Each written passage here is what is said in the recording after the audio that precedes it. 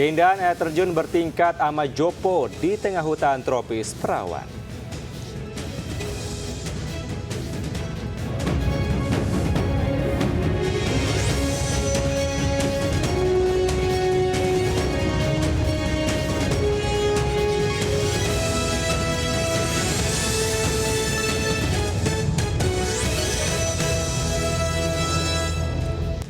Assalamualaikum warahmatullahi wabarakatuh. Selamat pagi pemirsa. Halo Valeri. Kevin. Selamat pagi, sehat hari ini? Alhamdulillah sehat hari ini, karena ini perdana juga loh. Aku bisa siaran bareng lagi sama Kevin. Betul, tentunya kita memberikan yang terbaik untuk pemirsa di rumah dan juga kita harus semangat nih pagi hari ini ya. Semangat dong. Ya, pemirsa, selain 3 berita tadi kami juga hadir dengan beragam informasi menarik lainnya. Bersama saya, Kevin Pakan. Dan saya, Nadia Valeri. Inilah Lintas Ainis Pagi selengkapnya.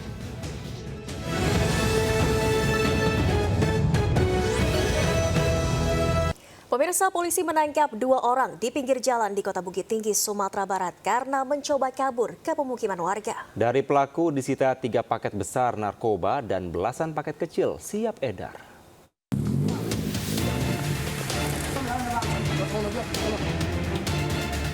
Penangkapan NR dan RG, komplotan pengedar narkoba jenis sabu-sabu ini berlangsung dramatis di Jalan Kurai, Kelurahan Parit Antang, Kecamatan Aur, Mirugo, Tigo Bale, Kota Bukit Tinggi, Sumatera Barat. Tim Opsnas Satres Narkoba Polresta Bukit Tinggi pun sempat terlibat duel dengan kedua pelaku saat proses penangkapan. Dari pelaku RG ditemukan belasan paket sabu-sabu eceran yang siap edar.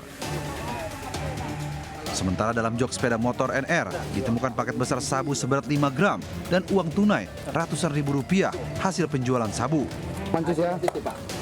Saat dilakukan pengembangan ke rumah NR, petugas kembali menemukan 2 paket sabu yang disembunyikan dalam lemari dan di atas lemari dapur.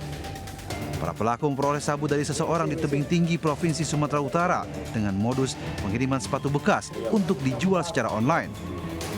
Akan melaksanakan transaksi kepada seseorang atas nama R. Kita amankan 3 paket sedang narkotika jenis sabu. Kemudian uang tunai diduga hasil dari penjualan. Sesuai dengan keterangannya, modusnya menjual sepatu online. Kedua tersangka dan barang bukti selanjutnya dibawa ke kantor polisi untuk penyelidikan lebih lanjut. Dari Bukit Tinggi, Sumatera Barat, Wahyu Sikumbang melaporkan. Pemirsa, puluhan warga di Cianjur, Jawa Barat keracunan massal usai menyantap nasi kotak acara peringatan Maulid Nabi Muhammad. Ya, korban yang didominasi anak-anak harus menjalani perawatan intensif.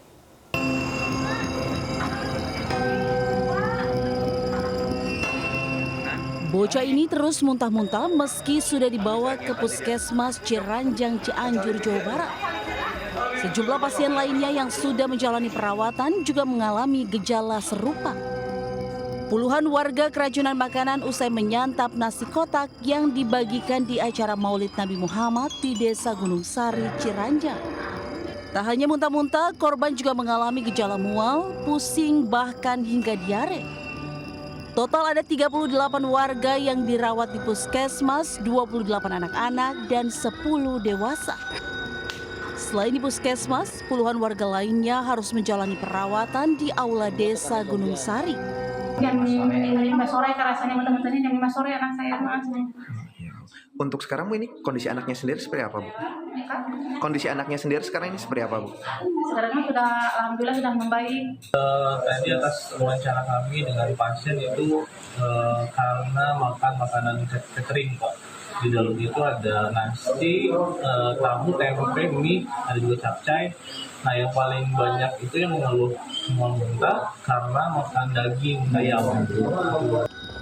Guna mengetahui penyebab pasti keracunan, petugas sudah mengambil sampel nasi kotak untuk diperiksa di laboratorium Dinas Kesehatan. Dari Cianjur, Jawa Barat, Muhammad Andi Ihsan, iNews melaporkan. Pemirsa, ribuan hakim di berbagai daerah Indonesia menggelar aksi gerakan cuti bersama. Aksi menuntut kesejahteraan hakim ini akan berlangsung sejak Senin kemarin hingga Jumat mendatang. Gerakan cuti bersama para hakim dilakukan secara serentak mulai hari Senin 7 Oktober hingga 11 Oktober 2024. Langkah ini sebagai bentuk protes karena tak adanya perubahan dari sistem gaji maupun tunjangan bagi para hakim. Selain cuti bersama, sejumlah hakim juga akan berangkat ke Jakarta untuk melakukan aksi simbolis. Para hakim akan melakukan aksi audiensi, aksi protes, dan silaturahmi dengan lembaga terkait serta tokoh nasional. Aksi ini sebagai bentuk protes terhadap kondisi kesejahteraan dan independensi yang terabaikan selama bertahun-tahun. Gaji dan tunjangan hakim diatur dalam Peraturan Pemerintah Nomor 94 Tahun 2012 yang ditandatangani Presiden ke-6 Susilo Bambang Yudhoyono. Diketahui gaji hakim tidak berubah selama 12 tahun. Untuk mencapai angka 4 juta, hakim golongan 3 harus mengabdi selama 30 tahun. Sedangkan golongan 4 memerlukan waktu 22 hingga 24 tahun.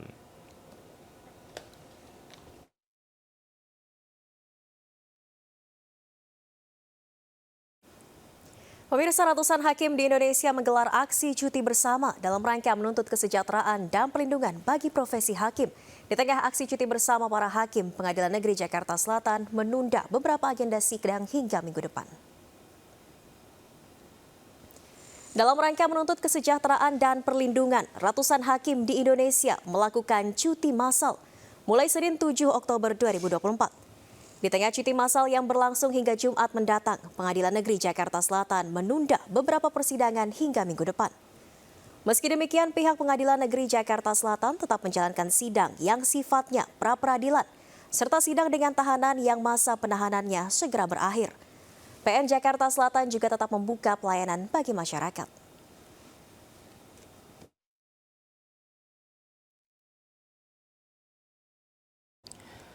Kita ke informasi lainnya, pemirsa. Pasca kebakaran menghanguskan ruang kelas SDN 01 Cempaka Baru, Jakarta Pusat, proses belajar dilakukan secara online. Pihak sekolah membersihkan puing sisa kebakaran agar kegiatan siswa kembali normal.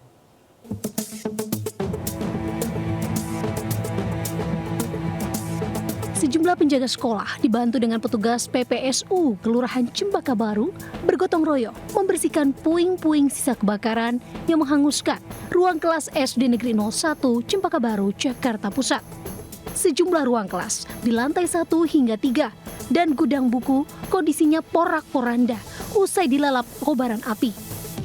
Akibat kebakaran, proses belajar mengajar untuk sementara dilakukan secara online, hingga ruang kelas bisa digunakan kembali. Siswa didudukkan terkait kejadian ini atau gimana pembelajaran? Kalau siswa tetap ada pembelajaran, tapi pembelajarannya secara jarak jauh. Jadi di rumahnya masing-masing tetap dikoordinasikan dengan gurunya masing-masing. Sebelumnya, kebakaran terjadi di SD 01 Cempaka Baru Minggu siang. Belasan unit mobil damkar dikerahkan ke lokasi. Hingga kini belum diketahui penyebab pasti kebakaran. Jakarta, Tim Liputan, iNews melaporkan. Pemirsa, ribuan warga di Kota Cimahi, Jawa Barat pada Senin siang harus rela antri menunggu pembagian bansos beras. Banyaknya antrian membuat warga harus rela antri hingga 3 jam lebih demi 1 karung beras 10 kg.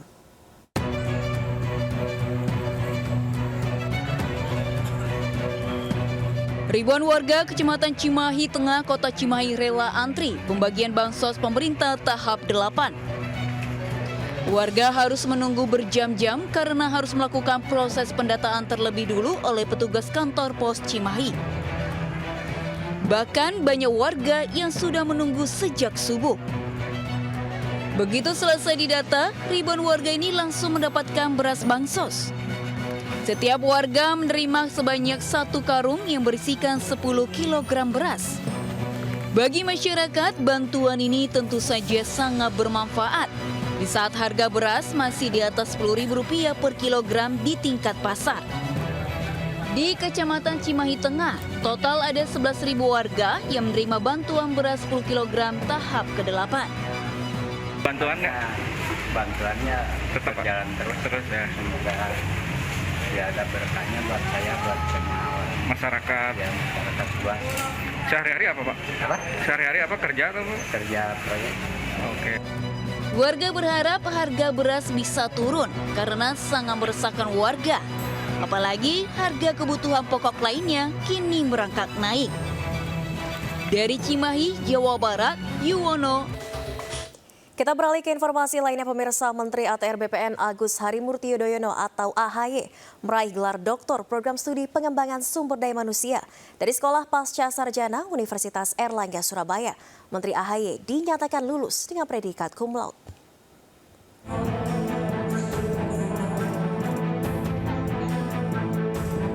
Menteri Agraria dan Tata Ruang Kepala Badan Pertanahan Nasional Agus Harimurti Yudhoyono Senin siang menjalani ujian terbuka promosi doktoral di Universitas Airlangga Unair Surabaya.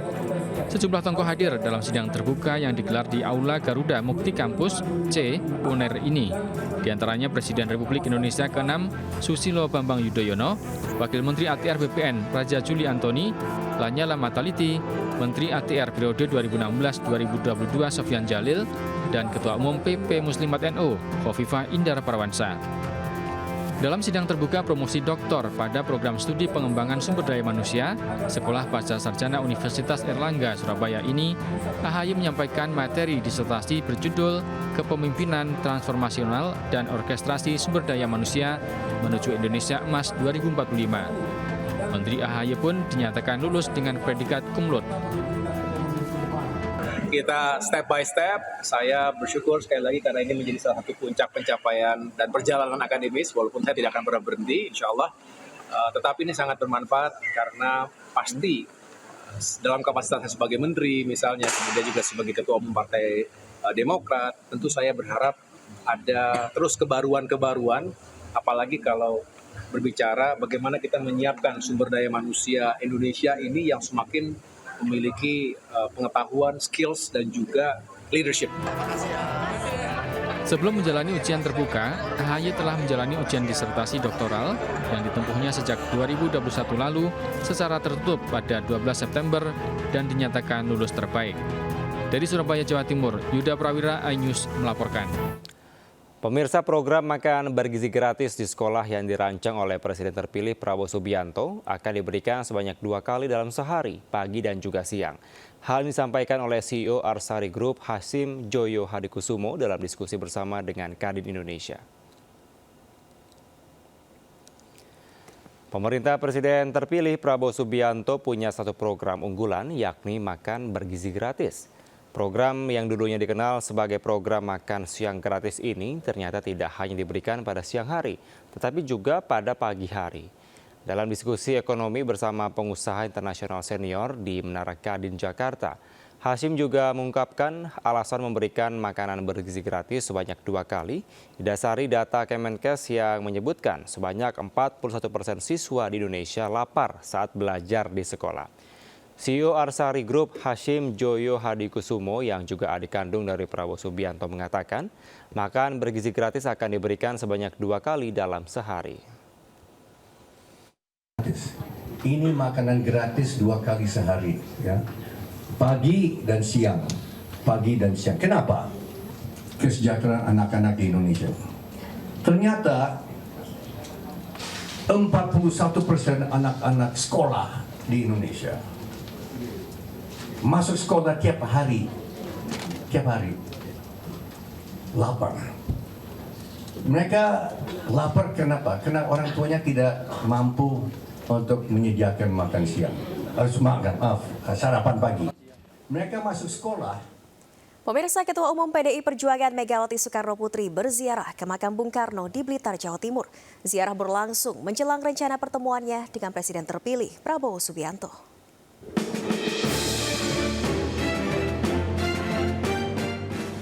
Ketua Umum PDI Perjuangan Megawati Soekarno Putri bersama rombongan Senin siang tiba di makam Bung Karno di Kelurahan Bendogerit, Kota Blitar. Kedatangan Megawati untuk ziarah ke makam ayahnya setelah melawat dari Rusia dan Uzbekistan. Megawati rutin ziarah makam Bung Karno jelang momen penting seperti Idul Fitri atau kegiatan politik tertentu. Ziarah Megawati kali ini berlangsung jelang rencana pertemuannya dengan Presiden terpilih Prabowo Subianto. Rencananya, Prabowo Subianto akan menemui Megawati Soekarno Putri sebelum dilantik menjadi presiden. Pertemuan merupakan hal yang baik, bagian dari silaturahim bangsa, pemimpin bangsa, dan komunikasi secara intens sudah dilakukan, tinggal menunggu momentum yang tepat. Tentu saja momentum yang tepat itu diharapkan sebelum pelantikan Bapak Prabowo sebagai Presiden Republik Indonesia yang akan datang. Dalam ziarah kali ini, Megawati ditemani anaknya Prananda Prabowo dan sejumlah calon kepala daerah dari PDI Perjuangan. Dari Blitar, Jawa Timur, Robi Ridwan, iNews melaporkan. Kita ke informasi Pilkada 2024 pemirsa, calon Gubernur Jakarta nomor urut 1 Ridwan Kamil melakukan ziarah ke makam pahlawan Pangeran Jayakarta di Jatinegara Kaum, Pulau Gadung, Jakarta Timur pada Senin siang. Ya, apabila terpilih, RK akan melakukan proses terhadap perluasan lahan di makam tersebut.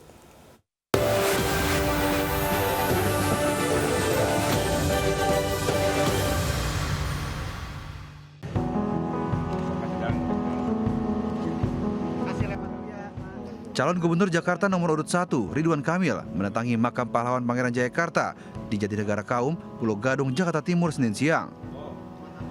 Kedatangannya langsung disambut pengurus Masjid Jami As-Salafiyah yang sekaligus pengurus makam pahlawan Pangeran Jayakarta. Kedatangannya tersebut untuk melakukan ziarah terhadap makam pendiri Jakarta itu, sekaligus mendoakan sang pahlawan. Mantan Gubernur Jawa Barat itu mengungkapkan pihaknya belajar kearifan Pangeran Jayakarta yang merupakan pendiri Jakarta. RK juga menegaskan apabila terpilih, dirinya akan menyelesaikan permasalahan satu persatu di Jakarta. Ia juga memastikan akan menyelesaikan masalah perluasan bidang tanah makam Pangeran Jayakarta yang terus tertunda. Dan sejarah pertama Jakarta yang tadi 1527 adalah salah satu titik yang termulianya adalah makam Pangeran Jayakarta. Kita belajar secara bacaan, tapi juga belajar secara ziarah, kan begitu. Bung Karno bilang kan jas merah ya, jangan sekali-kali melupakan sejarah. Jadi kita belajar kearifan, hikmah, sehingga Jakarta kota global pasti tidak akan jauh dari nasihat-nasihat para pendiri Jakarta. Jakarta tetap Jayakarta, pendirinya Jakarta, adanya Jakarta adalah pendiri Pangeran Jayakarta, Wijaya Krama. Jadi menghormati Pak Ridwan ini, menghormati pahlawan, menghormati karuhunnya. Pengurus makam Jayakarta, Raden, meminta gubernur terpilih nanti dapat memenuhi permintaan perluasan bidang makam Pangeran Jayakarta. Masalah perluasan ini perlu karena saat ini kondisi makam sudah tidak lagi representatif. Dari Jakarta, Rian Rahman, Ilham Zarkasi melaporkan. Sementara itu pemirsa, calon Gubernur Jakarta nomor urut 3 Pramono Anung menyerap aspirasi warga di Jalan Manunggal Gang Opas, Meruya Selatan, Jakarta Barat. Ya, terkait dengan banyaknya anak-anak terlibat judi online adalah menjadi kewenangan pemerintah Provinsi Jakarta dalam mengedukasi penanganan judul anak. Sementara calon wakil Gubernur Rano Karno bersilaturahmi ke rumah kawan lamanya Geis Khalifa.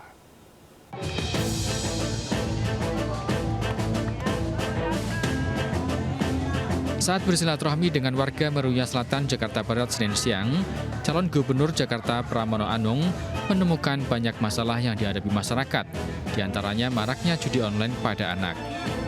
Menurut Pramono, penanganan judi online anak di Jakarta perlu campur tangan pemerintah pusat karena memiliki kewenangan yang lebih luas. Sementara Pemprov Jakarta dapat berperan mengedukasi dalam penanganan judul anak. Pramono mengingatkan bermain judul sama sekali tak bermanfaat dan tak bisa membuat seseorang kaya. Judi online kepada anak-anak itu sebenarnya tanggung jawab pemerintah, terutama pemerintah pusat. Karena memang ini adalah kewenangan yang ada di pemerintah pusat, bukan di pemerintahan provinsi. Tapi yang paling penting, yang tidak kalah pentingnya yang bisa dilakukan oleh provinsi adalah melakukan edukasi. Nggak ada orang yang mendapatkan rezeki atau menang dari judi online, nggak ada lah. Sehingga dengan demikian edukasinya tanggung jawab pemerintahan provinsi, tetapi penegakan hukum dan sebagainya itu tanggung jawab pemerintah pusat. Sementara itu, calon wakil Gubernur Rano Karno mengunjungi rumah kawan lamanya, Geis Khalifa, yang merupakan pendukung setia Anies Baswedan. Kunjungan Rano ini untuk mempererat tali silaturahmi sekaligus berdiskusi terkait permasalahan di Jakarta dan harapan-harapannya. Pertemuan ini tidak ada maksud untuk memberikan dukungan, namun Geis berharap betul dapat mempertahankan fasilitas yang sudah ada dan memperbaiki fasilitas yang masih kurang baik. Dari Jakarta, tim liputan iNews melaporkan. Dari Jawa Timur, pemirsa, pasangan Cagup dan Cawagup Jawa Timur nomor urut 2, Hovifah Indar Parawansa, Emil Elestiano Dardak meraup dukungan kiai hingga santri di wilayah Matraman. Jaringan Kiai Santri Nasional atau JKSN Matraman menyatakan dukungan kepada paslon Hovifah Emil dalam rapat konsolidasi JKSN di Madiun pada Minggu malam.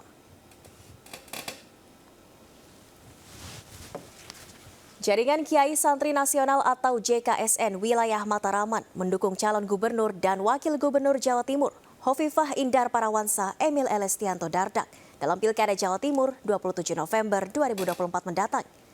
Dukungan tersebut disampaikan oleh para kiai hingga santri se-Mataraman pada rapat konsolidasi Jaringan Kiai Santri Nasional wilayah Mataraman di salah satu hotel di Kota Madiun, Jawa Timur pada Minggu. Rapat koordinasi yang dihadiri langsung oleh calon gubernur nomor urut 2 Hovifah Indar Parawansa ini merupakan salah satu langkah JKSN untuk pemenangan yang signifikan bagi pasangan Hovifah Emil di Pilkada Jatim 2024.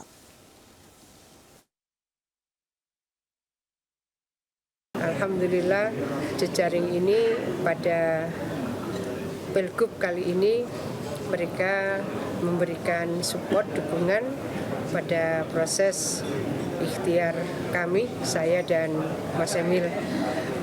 Semua elemen, semua level kita memang memaksimalkan jejaring itu, memaksimalkan dukungan itu, dan mudah-mudahan semuanya terakumulasi di dalam proses pencapaian kemenangan signifikan, mudah-mudahan.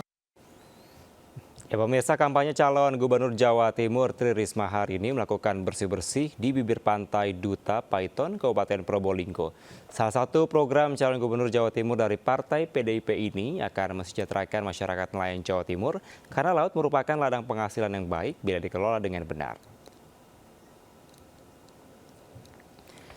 Calon Gubernur Jawa Timur Tri Risma hari ini menggelar kampanye bersih-bersih di bibir pantai Duta, Kecamatan Paiton, Kabupaten Probolinggo pada Senin siang. Bersih-bersih pantai ini dilakukan bersama masyarakat nelayan. Kegiatan ini merupakan ajakan kepada nelayan untuk selalu menjaga kebersihan pantai karena pantai atau laut sama halnya dengan sawah yang merupakan ladang penghasilan. Selain mensejahterakan masyarakat dari segala lini, Tri Risma hari ini juga memiliki program mensejahterakan nelayan. Berdasarkan pengalaman pernah menjabat sebagai Wali Kota Surabaya dan Menteri Sosial, Tri Risma hari ini berjanji akan mensejahterakan nelayan, salah satunya memberikan bantuan kapal nelayan yang lebih besar. Dengan kapal besar, nelayan bisa menangkap ikan lebih jauh dan juga potensi mendapatkan ikan lebih besar. Untuk para nelayan memang sekarang mau nggak mau mereka harus pergi ke tengah. Jadi karena itu nggak bisa kalau dengan hanya perahu-perahu kecil itu. Nah karena itu insya Allah nanti perbaikan para nelayan di Jawa Timur juga akan menjadikan prioritas bagi saya karena sebetulnya... Ya, Valeri dan pemirsa, selanjutnya kita ke informasi wisata. Pemirsa, siapa sangka ada air terjun indah di tengah hutan tropis yang masih perawan di Desa Sandang Pangan, Kabupaten Buton Selatan, Sulawesi Tenggara. Ya, air terjun Amajopo dengan bertingkat dengan ketinggian 15 meter sangat eksotik dipandang di tengah hutan tropis yang masih perawan.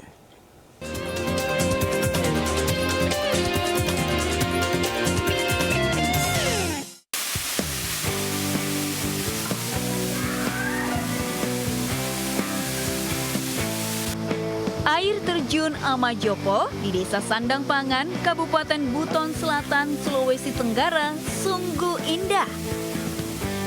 Kontras dengan hijaunya hutan tropis di latar belakang, air yang mengalir bertingkat itu seolah menjadi goresan lukisan alam di antara batuan. Keindahan kian lengkap dengan adanya kolam di bawah air terjun. Pengunjung bisa bebas berendam menikmati sejuknya air pegunungan. Namun untuk mencapai surga tersembunyi itu diperlukan perjuangan. Dari desa terdekat, Desa Sandang Pangan, dibutuhkan jalan kaki selama 45 menit melewati medan curam. Hutan tropis yang masih perawan dan sungai yang alami akan menemani para pengunjung sepanjang perjalanan. Meski tidak dipungut biaya untuk memasuki air terjun Amajopo, namun pengunjung sebaiknya menggunakan jasa guide dari warga lokal agar tidak tersesat di hutan. Sesampai di lokasi, semua kesulitan menuju air terjun itu terbayar dengan swafoto di tengah keindahannya. Di Amajapo itu ketinggian air terjun kurang lebih 10-15 meter dan pemandangannya cukup bagus. Untuk yang pecinta alam, pecinta wisata air terjun, saya kira di sini salah satu potensi yang bisa dikunjungi untuk air terjun Amajapo. Sebagai catatan, para pengunjung harus menjaga kebersihan tempat ini. Harapannya, keindahan tempat ini tidak dicemari oleh sampah. Dari Kabupaten Buton Selatan, Sulawesi Tenggara, Andi Eba, iNews melaporkan. Ya pemirsa, wisata kolam renang merupakan wisata yang digemari masyarakat, terutama keluarga dan anak-anak. Ya, di Kecamatan Trawas, Kabupaten Mojokerto ini terdapat wisata kolam renang sambil mandi busa yang cocok untuk anak-anak, sembari menikmati pemandangan Gunung Penanggungan.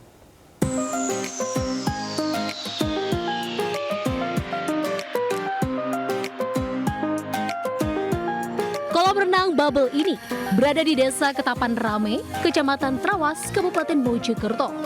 Berada di lereng bukit, para pengunjung juga bisa bersantai sembari menikmati panorama puncak Pawitra, Gunung Penanggungan. Kolam renang ini pun seakan menjadi magnet untuk anak-anak. Begitu tiba di area kolam, para pengunjung, anak-anak terutama, ini langsung bermain dengan busa sepuasnya. Selain semprotan busa putih tanpa henti, kolam dengan kedalaman 90 cm ini pun dilengkapi dengan perosotan, bola, dan air mancur. Serunya gimana? Bisa main sama bubble-nya. Hah? Sama ada mainannya. Ada bubble-nya nanti? Nggak takut sama bubble-nya? Dingin nggak airnya? Lumayan. Di sini airnya bagus dan juga ramah lingkungan juga, bersih juga. Selain menikmati kolamnya, apa sih Pak yang berbeda dengan yang lain? Pemandangannya juga bagus. Ini kan kolam busa Pak ya? Ya. Kalau di tempat lain ada nggak seperti ini? Ada. Ya. Area wisata ini pun dilengkapi dengan kafe dan taman bermain anak. Tak hanya dari Mojokerto, para pengunjung yang rata-rata keluarga datang dari Surabaya, Sidoarjo, Lamongan, dan Gresik. Dengan tiket Rp25.000 per orang, Anda dapat membawa buah hati, menikmati kolam busa sekaligus bersantai, hilangkan penat di tengah udara sejuk pegunungan. Dari Kabupaten Mojokerto, Sahudin melaporkan. Ya, selanjutnya Valerie, ada informasi yang menginspiratif nih, menghasilkan cuan jutaan rupiah tidak harus bekerja keluar rumah ternyata nih. Ya, Kevin dan juga pemirsa, di Purwokerto, Kabupaten Banyumas, Jawa Tengah, seorang ibu berhasil mendapat belasan juta rupiah per bulan berkah ikan nila kecil yang diolah menjadi cemilan.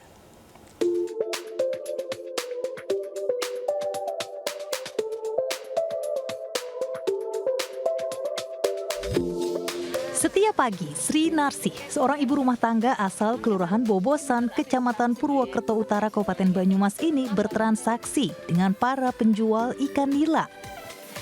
Sri menyortir ikan-ikan nila kecil sebagai bahan baku pembuatan nila crispy. Ikan-ikan nila ini lalu dibersihkan dan dimarinasi dengan bumbu halus. Tambahkan irisan daun jeruk ke dalam adonan tepung, masukkan ikan nila, lalu goreng dalam minyak panas. Setelah proses penggorengan, ikan-ikan nila yang sudah matang ini lalu dimasukkan ke mesin khusus untuk mengeringkan minyak. Nila crispy pun siap dikemas. Camilan nila crispy ini sudah terjual ke Lampung, Medan, Sulawesi, Makassar, Jawa Barat, Jakarta, dan sejumlah kota di Jawa Timur. Tak hanya itu, penjualan juga tembus ke luar negeri berkat media online. Itu memang kami terpukul, jadi kami tidak produksi, bahkan hanya sebulan itu hanya 17 kilo. Sekarang sudah sekitar 300 sampai 400 kilo per bulan. Dan peningkatannya sangat luar biasa. Produk olahan rumahan ini juga menyerap tenaga kerja dari ibu-ibu rumah tangga sekitar. Selain higienis, produk yang dijual mulai Rp3.000 hingga Rp50.000 ini juga bisa mengangkat hasil UMKM untuk skala nasional. Dari Banyumas, Jawa Tengah, Saladin Ayubi, iNews melaporkan. Pemirsa, viral di media sosial penerima bantuan gizi ibu hamil dan stunting di Desa Citerep, Kecamatan Dayakolot, Kabupaten Bandung, Jawa Barat dinarasikan tidak boleh membawa pulang bantuan telur yang ditarik kembali oleh kader PKK desa usai didokumentasikan. Ya, setelah ramai diketahui bahwa hal tersebut merupakan kekeliruan pihak pembuat konten karena bantuan telur telah diberikan bersamaan pada tahap sebelumnya.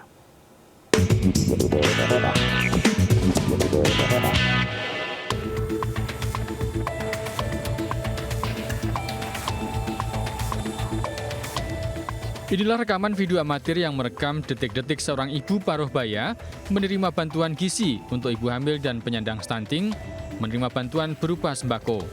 Namun usai difoto bersama sembakonya dan hendak memasukkan telur ke dalam kantong plastik, sembako itu justru diambil kembali oleh panitia yang merupakan ibu-ibu kader PKK desa.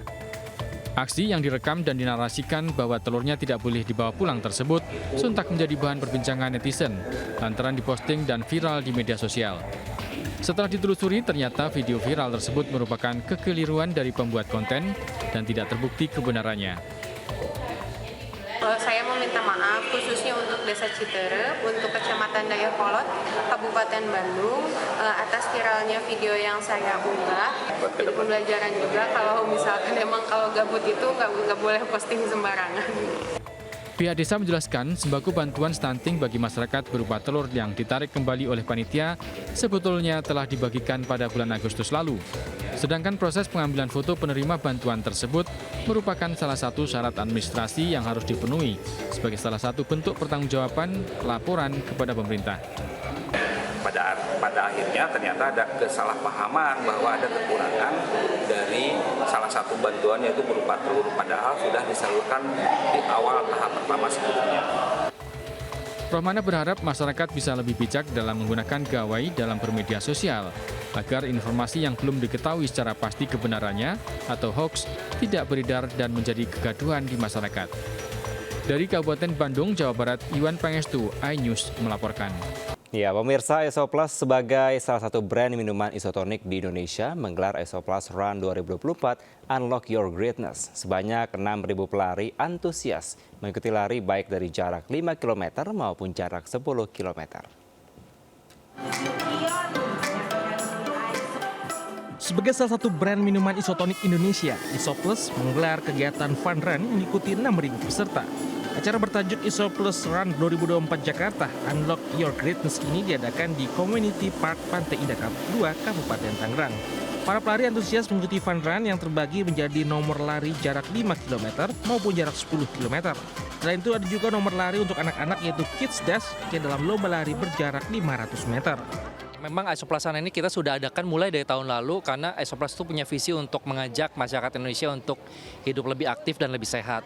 Makanya kita tapping into running event. Kenapa? Karena lari itu kan satu yang olahraga yang mudah dilakukan untuk semua orang kan. Oke, buat teman-teman yang baru mulai lari, nggak apa-apa mulainya dulu. Semuanya emang pasti dimulai dari nol. Yang buat advance, ikutan di Surabaya ada yang 21 loh. Selain seri Jakarta, acara Isoplas Run 2024 juga akan digelar di Surabaya pada tanggal 20 Oktober 2024. Dan pemirsa, peristiwa tadi sekaligus menutup Lintas iNews pagi hari ini. Dan jangan lupa pemirsa, berita-berita tadi juga dapat Anda baca selengkapnya melalui portal okezone.com. Saya Nadia Valeri. Dan saya Kevin Pakan, pamit undur diri. Selamat pagi, selamat beraktivitas. Wassalamualaikum warahmatullahi wabarakatuh.